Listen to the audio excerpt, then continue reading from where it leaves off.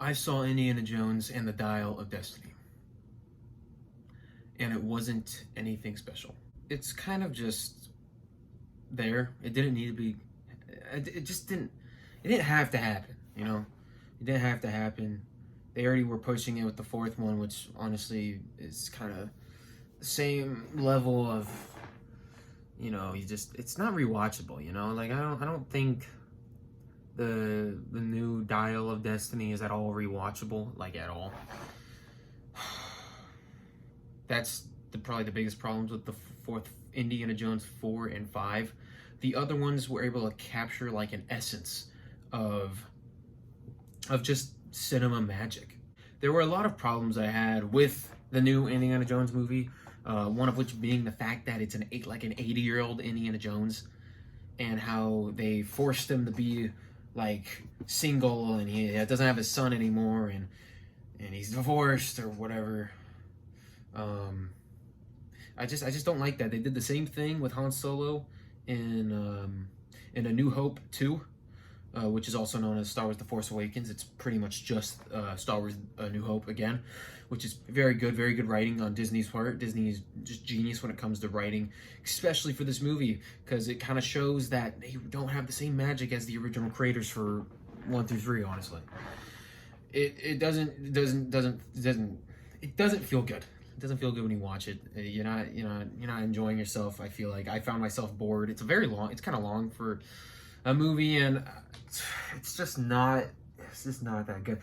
And what's even crazier is that it's opening weekend and not only made like 60 million. The movie cost, I think, like 300 million. So that's good job, Disney. You're doing great. There's a new character introduced. I forgot her name already. I suck at remembering names in movies I don't really care about.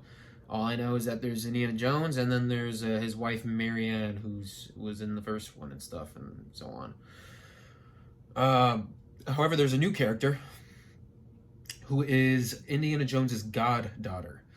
Um, yeah, she's not that great of a character. She is very unlikable. She didn't ever really redeem herself. She just kept making continuous mistake after continuous mistake, and the audience, there's no way the audience thinks she's in the right. There's a certain decision she makes for Indiana Jones later in the film that I won't talk about in case if people actually want to see this garbage. Um, but she makes a decision for Indiana Jones, even though you kind of think to yourself, maybe this is for the best or whatever. When she makes that decision for him, it's bad, and it just kind of comes across as douchey, and I don't think she's a good character at all. Like, there wasn't any part of the whole movie where I was like, she has redeemed herself. She's cool. She is awesome. She's just very like annoying, very just annoying, man. That's all I can really say. There's a kid in the movie that comes along with Indy and his goddaughter. Don't remember his name. It was a little more catchier. But the goddaughter, I think her name was like Wombat or something, or that was her last name or first name or something.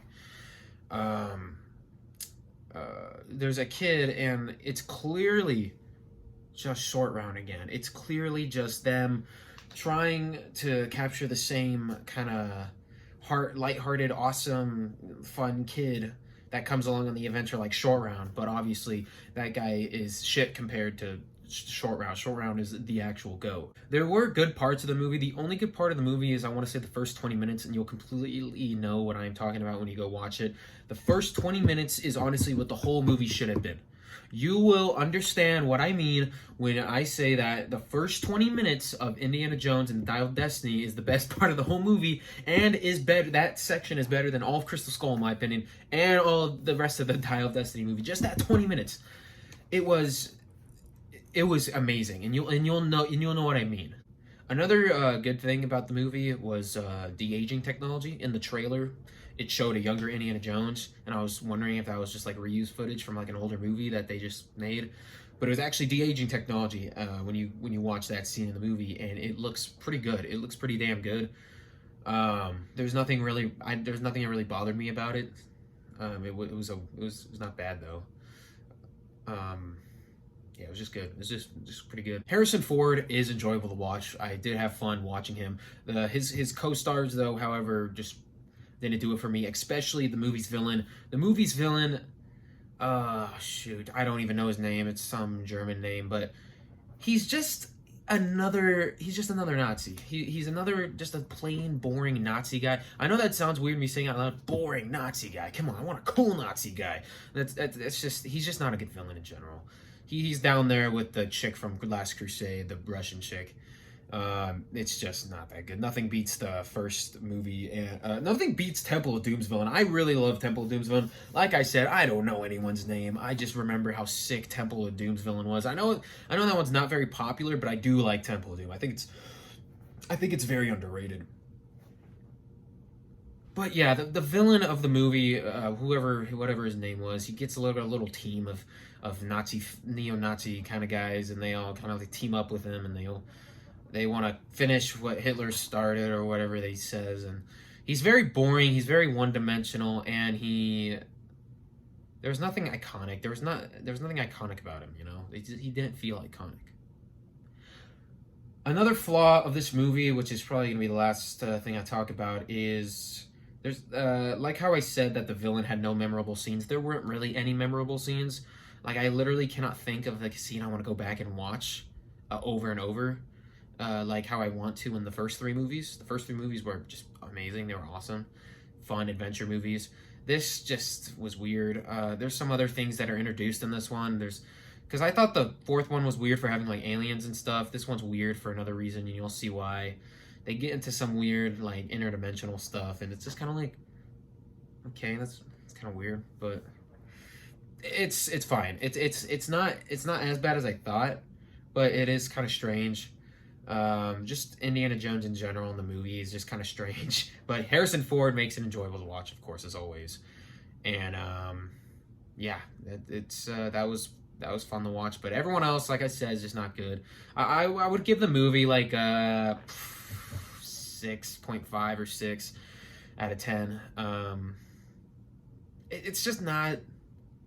It's not really what I wanted in the movie. Nor did I really think I wanted this movie at all. Like, I only went to go see this movie with my buddy as a joke because we knew it was going to be bad because The Last Crusade was bad because it was an older Indiana Jones.